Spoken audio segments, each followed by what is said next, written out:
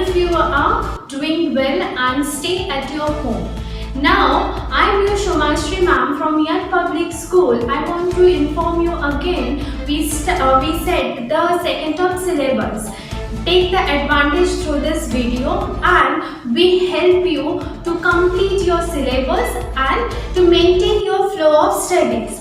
Now student, today we start our social studies book, chapter number 7, our culture and heritage. In this chapter, if you have a book, just take out your book, page number 56. This chapter. In this chapter, you learn about our culture and our heritage. First of all, you know that in our world there is a huge heritage are there, historical monuments and all the different cultures are there. In our India, if we see that in our history there is a different historical monuments are there, huge amounts of cultures are there. So India is rich about histories of art and artifacts.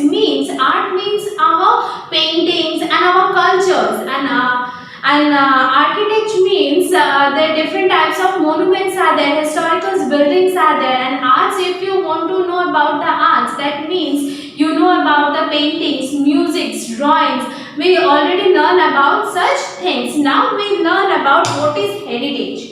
Heritage is our cultures, our traditional, historical monuments, music, paintings, poetry and other things also are there. So all these things pass through our next generation. Other generation means the next generation, generation to generation. This is known as heritage. Okay, this heritage is divided into a two category form. First is a natural, another is a cultural. If you have a book, just see our natural heritage. There are two. One is flora and fauna. Flora and fauna is plants and animals of our natural inheritance, means one by one. After that, one generation to the another generation. And cultures is historical buildings, inscriptions, painting, dance, music and also other things are there in your book. If you want to read, just look at that. And all this belongs to a cultural, and this too belongs to our natures.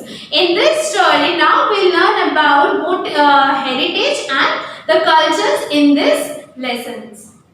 Now student, take out page number 57, stupa. Now next topic is stupa. Stupa, if you have a book, just take out and look like this, the stupa's pictures. Okay.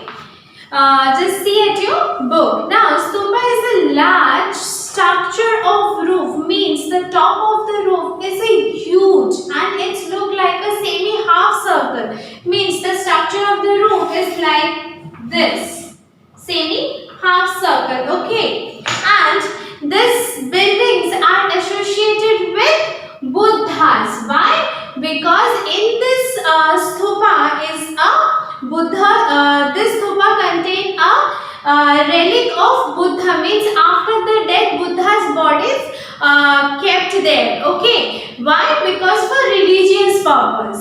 Okay, now the stupa at Sanchi, means the place of that stupa is situated is Sanchi at where? Madhya Pradesh. Is one of the oldest stupa.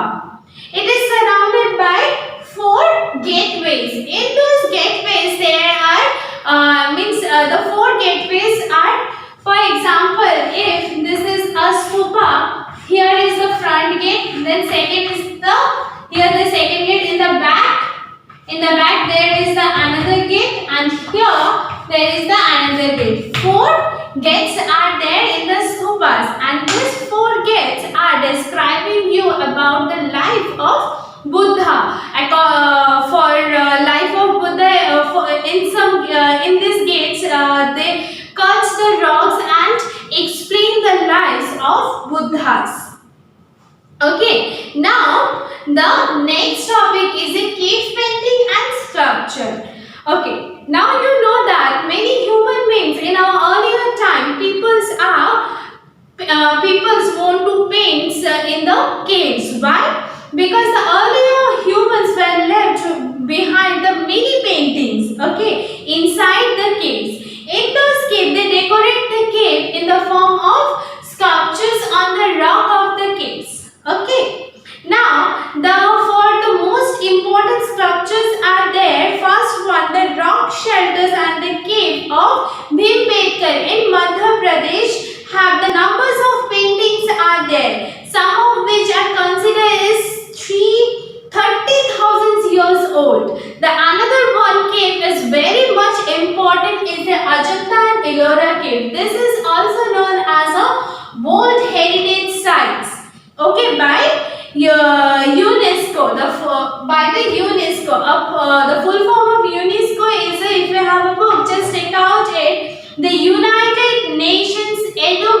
educational, scientific and cultural organization. In this cave, there are numbers of paintings and explaining the life of that times. Okay.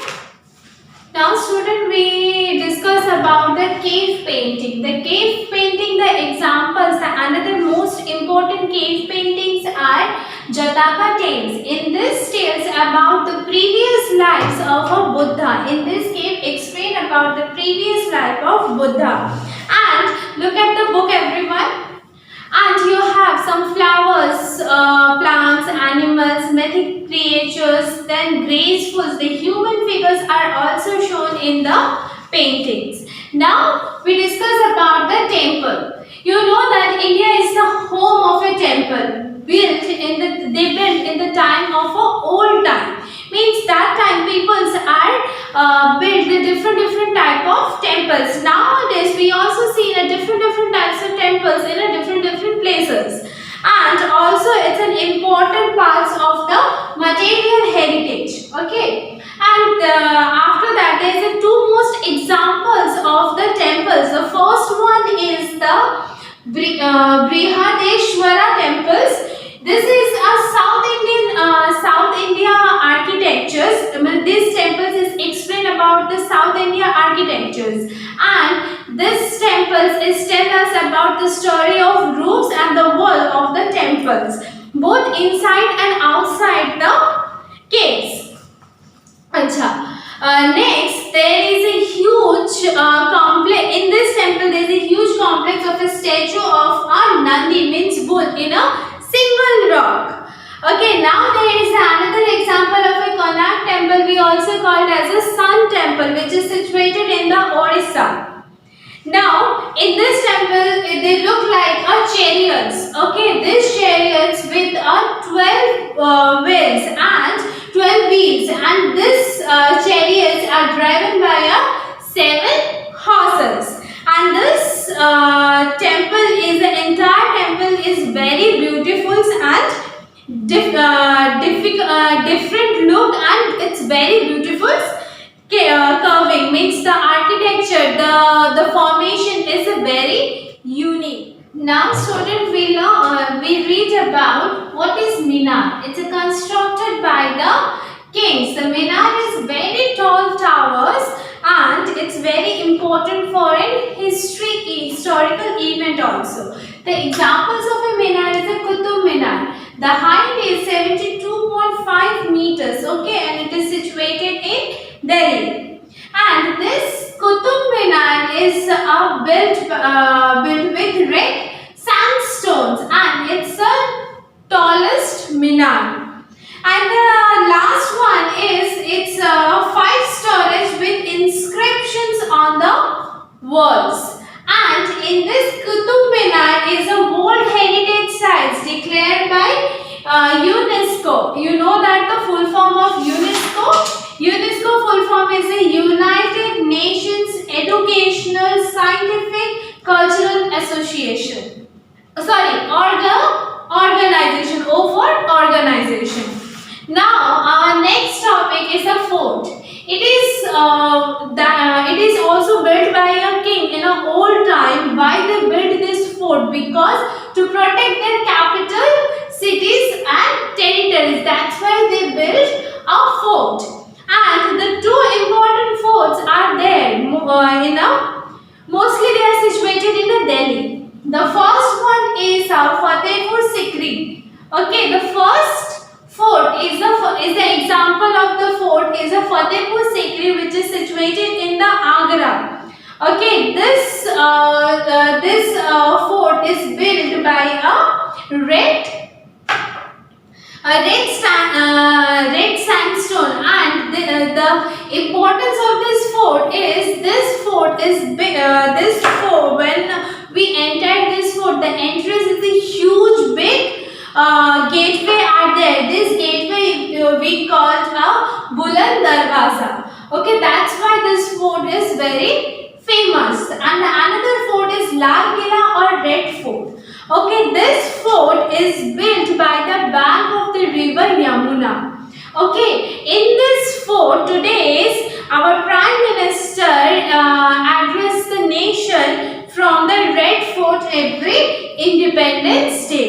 In this fort, the Great Indian means it's a good examples of a Indian cultural heritage. The Red Fort is the mostly a main or important heritage of our India. In this fort, there's beautiful gardens are there, the assembly halls are there, mosques are there, and the huge places are there. That's why this place is very important.